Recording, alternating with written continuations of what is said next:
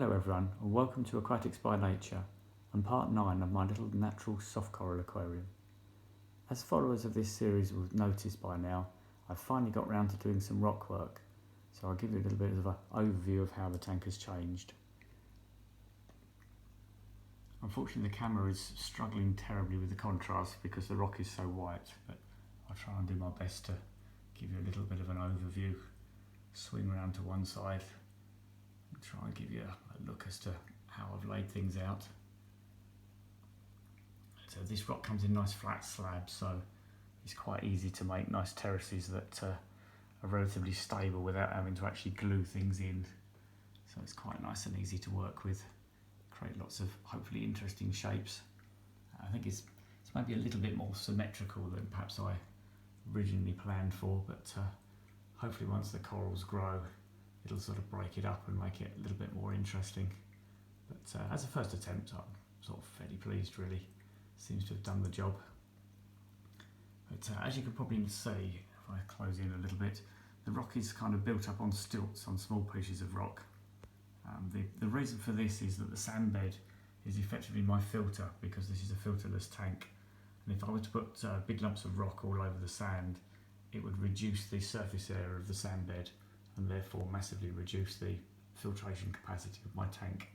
So this way it should keep the equilibrium working nicely, and it also allows flow underneath the rock quite freely, which will keep detritus and things from settling underneath.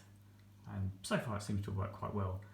The flow is kicking up a few little mounds of sand underneath, but it seems to be working without too much of an issue in terms of that. Just as a precaution, I've actually also completely stopped feeding the tank. The reason I've done this is it's possible that the rock might try and leach some nutrients, sort of nitrate, phosphate, that kind of thing, and it might cause a bit of an algal bloom. So I'm just being rather cautious, having been through a series of algal blooms in the early stages. I don't really want to go back to that. And I have noticed on the sand here that there's been a little bit more brown diatomaceous algae the last day or two since I put the rock in. So I'm just going to play it really cautiously, give it time to settle down. But everything sort of takes longer than you think, but it's worth it at the end of the day if it's relatively hassle-free.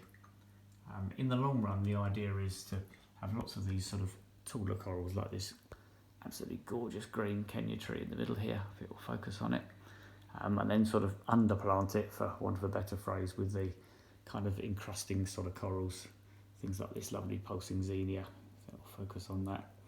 Have that all over the rockwork so that everything is kind of completely covered and moving.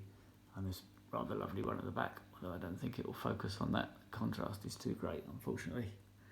But hopefully by covering all of the rock entirely with corals, I'll end up with enough coral mass to suck up all the nutrients. So the tank will basically work like my freshwater tanks that don't have water changes either. If all the plants, or in this case corals, suck up all the nutrients, there's nothing left for the algae to survive on, and then you can just remove the nutrients by removing excess coral or plant, depending on the kind of tank that you have. That way you should be able to keep a nice equilibrium over the very long term.